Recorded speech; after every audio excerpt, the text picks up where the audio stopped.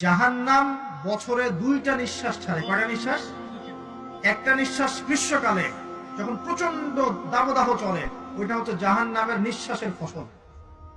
ওই প্রভাবে পৃথিবীতে এরকম দাবদাহ চলে। এই সায়েন্স বিশ্বাস করবে?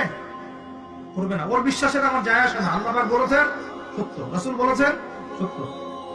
আরেকটা হচ্ছে শীতকালে যখন প্রচন্ড ঠান্ডা, তখন শীতকালে জাহান্নামের এমন একটা জায়গা আছে যেটা কিন্তু শীতল জায়গা।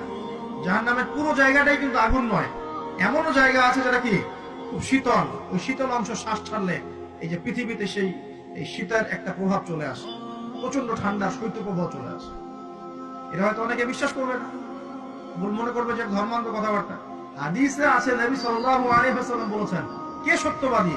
এই পুরো সভ্যতা না রাসূল সাল্লাল্লাহু আলাইহি ওয়াসাল্লাম?